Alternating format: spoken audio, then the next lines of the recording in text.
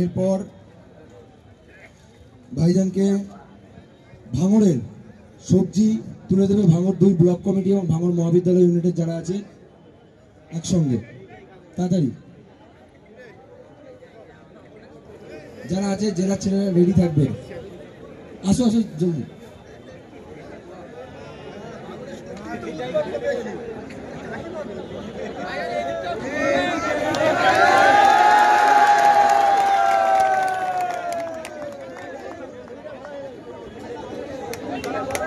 इनकलाब जिंदाबाद, students front जिंदाबाद। এরপর দক্ষিণ 24 পরগনা জেলা, দক্ষিণ 24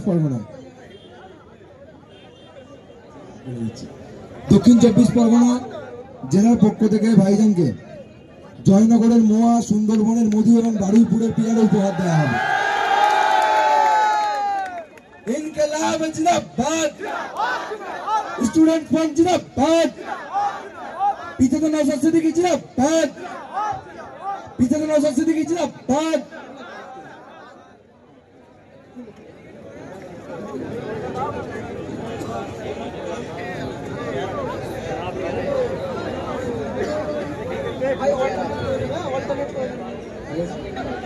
এরপর হাওড়া জেলা রেডি। হাওড়া জেলায় বস্ত্রশিল্প বিখ্যাত, সেখান থেকে পাঞ্জাবি উপহার দেওয়া হবে চেয়ারম্যানকে। পাঞ্জাবি উপহার দেবে হাওড়া জেলা স্টুডেন্টস ফ্রন্টের নেতৃত্বরা। খুলে দাও, খুলে দাও। इनकलाब जिंदाबाद, स्टूडेंट फ्रंट जिंदाबाद, स्टूडेंट फ्रंट जिंदाबाद। এরপর বাঁকুড়া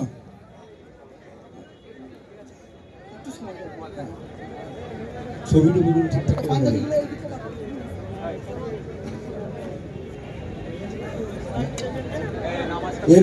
এরপর বাঁকুড়া জেলার বিষ্ণুপুরের পোড়ামাটির তৈরি জিনিস, বোতল এবং গ্লাস পোড়ামাটির বাঁকুড়ার বিষ্ণুপুর থেকে উপহার দেবে বাঁকুড়া জেলার নেতৃত্ব।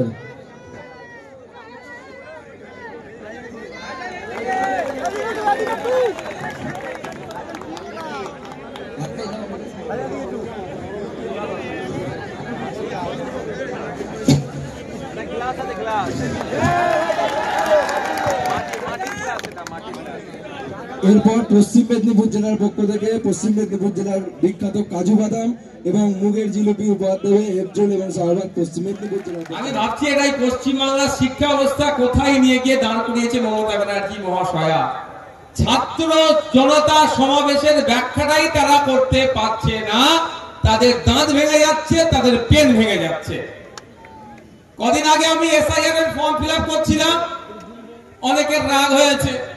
আমি এতটুকুই কথা বলেছিলাম, শিয়াল তখনই আঙুর ফলকে টক বলে যখন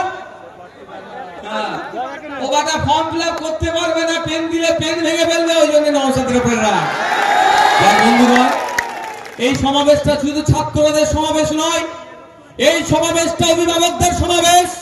এই সমাবেশ থেকে আওয়াজ উঠবে ওবিসির নামে যে দ্বিচারিতা চলছে পশ্চিম বাংলায়, সংখ্যালঘু যুবকদের শিক্ষার ক্ষেত্রে যে বৈষম্য হবে, চাকরির ক্ষেত্রে যে বৈষম্য হবে, আজকে এই ছাত্র জনতা সমাবেশ থেকে রাজ্যের মুখ্যমন্ত্রীর কাছে বার্তা দিতে চাই যে ওবিসির নতুন লিস্ট আপনি বার করেছেন, অবিলম্বে ওটাকে প্রত্যাহার করতে হবে, নির্দিষ্ট গাইডলাইন মেনটেন করে নতুন ওবিসি সার্টিফিকেট পাবলিশ করতে হবে, লিস্ট পাবলিশ করতে হবে। অন্যথায় কিন্তু আগামী দিনে এই ছাত্ররা আর অভিভাবকরা মিলে বিসিডব্লিউ অফিসে যাবে, ঘেরাও করবে, জবাব নেবে। যতক্ষণ না জবাব দিতে পারছে তাদেরকে পার হতে দেবে না। আজকে ছাত্র অভিভাবকদের সমাবেশ কেন করলাম? শুধু ছাত্র নিয়ে করতে পারতাম, শুধু ছাত্রদের করলে সব সমস্যার সমাধান হবে না। ছাত্রদের অভিভাবকদের লাগবে, আপনাদেরও লাগবে। সেই জন্য ছাত্র জনতা সমাবেশ করেছে। সবই যদি আমাদের ওরা বুঝিয়ে ফেলতো, ওদের সাথে আমাদের তফাৎটা কোন জায়গায় ভাই? কি গো, যাক, ড্রোন দিয়ে দেখাও কোনো চেয়ার ফেয়ার ফাঁকা আছে নাকি ভাই? কাগজ 500 টাকা বিরিয়ানি প্যাকেট দিয়ে এসছেন নাকি কেউ? আমাদের আজকে এই ছাত্র জনতা সমাবেশটা কেন হচ্ছে? এই সমাবেশে আমাদের আওয়াজ তুলতে হবে। আপনারা জেনে রাখুন, আমি আজকে বক্তব্যটা একটু মনোযোগ সহকারে দেখবেন। রাজনৈতিক মত পার্থক্য ছিল, আছে, থাকবে, এটা স্বাভাবিক ব্যাপার। আমরা যে গণতান্ত্রিক পরিবেশে বসবাস করি, আমরা গর্ব করে বলতে পারবো আমরা যে দেশে থাকি, এই দেশে রেজিস্টার্ড পলিটিক্যাল পার্টির সংখ্যা হচ্ছে 2200 থেকে 2500। তো গর্বের বিষয়, সারা পৃথিবীতে যেখানে গণতান্ত্রিক সিস্টেম আছে, যেখানে ভোটিং সিস্টেম আছে, সারা পৃথিবীর রাজনৈতিক দলগুলো একদিকে রাখবেন, আমার এই মহান ভারতবর্ষের রাজনৈতিক দলগুলো আলাদা রাখবেন। সারা পৃথিবীতে না যত দল আছে, ভারতবর্ষে তার থেকে বেশি দল আছে, এটা গর্বের বিষয়। সুতরাং রাজনৈতিক মত পার্থক্য থাকবে, আদর্শগত মত পার্থক্য থাকবে, থাকাটাই স্বাভাবিক। কিন্তু যে ডিমান্ড নিয়ে আজকে ছাত্র জনতার সমাবেশ হচ্ছে, এই ডিমান্ডকে আপনি এড়িয়ে যেতে পারেন না। আপনারা শুনলে অবাক হবেন, 2011 সালের আগে যে ওবিসি গুলো ছিল সেইগুলো ঠিক থাকলো, 2011 সালের পরে অনেক ওবিসি সুপ্রিম কোর্টে পর্যন্ত গিয়ে ধাক্কা খেলো। তারপরে রাতারাতি মমতা ব্যানার্জি দেখলাম নতুন করে সার্ভের নামে নাটক করে একটা কমিটিকে বসিয়ে দিয়ে কিছু ওবিসি লিস্ট পাবলিশ করেছে। ওই লিস্ট খুলে যখন আমরা দেখলাম সংখ্যালঘু মুসলিম সম্প্রদায়ের ছেলে মেয়েরা উচ্চ শিক্ষার ক্ষেত্রে চরম বৈষম্যের শিকার হবে, মহিলারা উচ্চ শিক্ষার ক্ষেত্রে চরম বৈষম্যের শিকার হয়ে যাবে, সাথে সাথে আবার আমরা কি দেখলাম, চাকরির ক্ষেত্রে ওবিসি এবি যে সর্বনাশ করেছে, সংখ্যালঘু মুসলিম সম্প্রদায়কে খুঁজে পাওয়া যাবে না। কিন্তু আমাদের বক্তব্য, কে সংখ্যালঘু কে সংখ্যাগুরু বড় কথা নয়।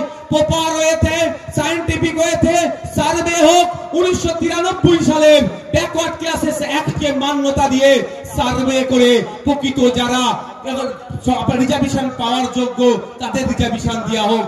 কিন্তু মমতা ব্যানার্জি আরএসএস এর কথা শুনে, নাগপুরের কথা শুনে পশ্চিম বাংলার সংখ্যালঘু মুসলিম সম্প্রদায়ের ছেলেমেয়েরা আগামী দিনে যাতে না চাকরি পায় তার ব্যবস্থা করে দিয়েছে।